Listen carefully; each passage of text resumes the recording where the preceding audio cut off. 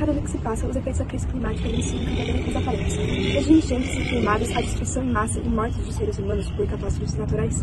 Nos últimos anos, as pessoas têm sofrido cada vez mais de ansiedade climática, principalmente as gerações mais novas, gerações de crianças e adolescentes e jovens adultos.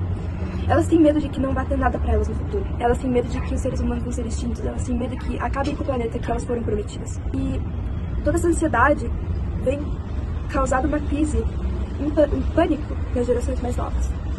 A destruição dos ecossistemas, a extinção de espécies e a destruição em si dos habitats, dos animais e das plantas vai causar um efeito dominó. E nós já estamos vendo isso. E isso vai, caso continue, matar os seres humanos.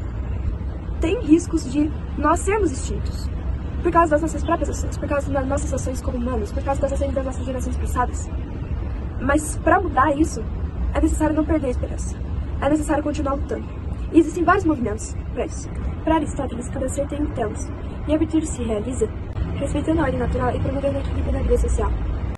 Também tem o Projeto Tamar, que além de salvar tartarugas marinhas e animais marinhos, que é pelo que eles são mais conhecidos, eles também têm um papel social, no qual eles geram renda às comunidades costeiras com turismo sustentável e aulas de educação ambiental. Alguns outros projetos viáveis, por exemplo, seria a substituição dos combustíveis fósseis por energias limpas, como a energia solar, a energia eólica e a energia nuclear também. Também ajudaria muito se houvesse a substituição do plástico, que vem contaminando os nossos oceanos, microplásticos e a nós mesmos também. É necessário também que a fiscalização e as leis ambientais sejam mais rígidas e que as grandes empresas, como as grandes empresas do agro, as grandes empresas que exploram e as grandes empresas metalúrgicas, sejam muito bem fiscalizadas, porque elas são uma das principais causadoras dos efeitos da destruição ambiental no Brasil. Segundo a Laudato Si, a destruição ambiental está intimamente ligada à desigualdade social. Por isso é proposta a ecologia integrada, como um caminho que une o desenvolvimento humano com o cuidado da natureza. Pois nós não sobrevivemos sem a natureza, nós precisamos cuidar dela.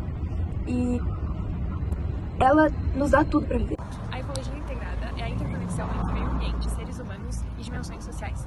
É a ideia de que fatores como a economia, a cultura, a sociedade e o meio ambiente são interligados e dependem um do outro. Partindo do princípio ético de Stuart Mill, a ação correta é aquela que maximiza a felicidade e o bem-estar de um maior número de pessoas, o que se encaixa perfeitamente à ecologia integral, visto que, se analisando as consequências e o sofrimento de muitos, vai contra o bem-estar social imediato.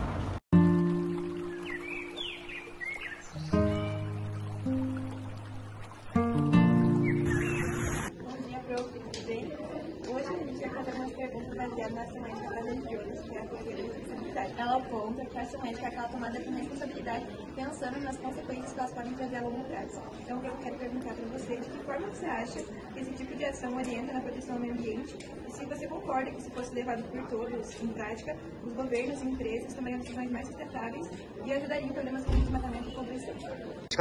Eu acho que assim, a modernidade é uma postura de ideia de natureza instrumentalizada, né? Então, uma concepção de que a razão humana seria capaz de identificar as leis naturais e controlar e dominar a natureza.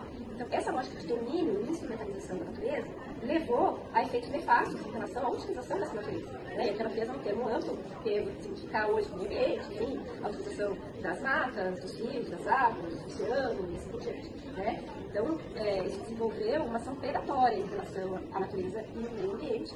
Enfim, aquela crença da capacidade de progresso por meio da razão, ela se mostrou bastante falaciosa. Isso foi denunciado pela Escola de Franca, pela teoria crítica. Então, Jonas estava situado nesse contexto filosófico, né? Ele era amigo da Hannah Arendt, ele foi aluno de Heidegger. Então, ele constrói o princípio da responsabilidade justamente para dar resposta a essa crise de racionalidade que é denunciada por esses pensadores, né? Por esses filósofos, que mostraram a contradição da razão moderna, a contradição da ciência moderna, que construiu várias tecnologias, instrumentos, técnica, né, para transformar a vida das pessoas e trazer mais bem-estar, mas ao mesmo tempo produzir uma capacidade de destruição do meio ambiente e do próprio ser humano jamais vista antes. Então, o mesmo potencial de produção de vida, né, teve sua face obscura, que foi o potencial de destruição da própria humanidade, isso ficou bem emblemático com a bomba atômica, né, no contexto da guerra, e do meio ambiente, né, do planeta.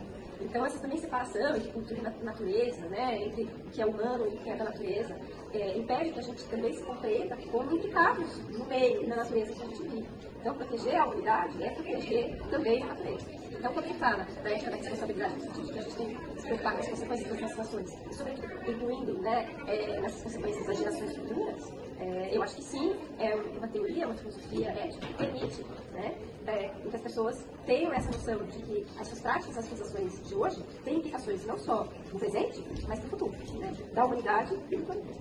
Então, acho que sim, é uma filosofia que pode contribuir muito para desenvolver uma consciência crítica e uma educação ambiental maior, tanto por parte das pessoas, né, dos cidadãos comuns, quanto dos governos, que devem implementar medidas para impedir a destruição, né, que tem sido cada vez mais significativa do planeta. É isso, então, professora, muito obrigada por contribuir com o nosso trabalho. Obrigada a vocês.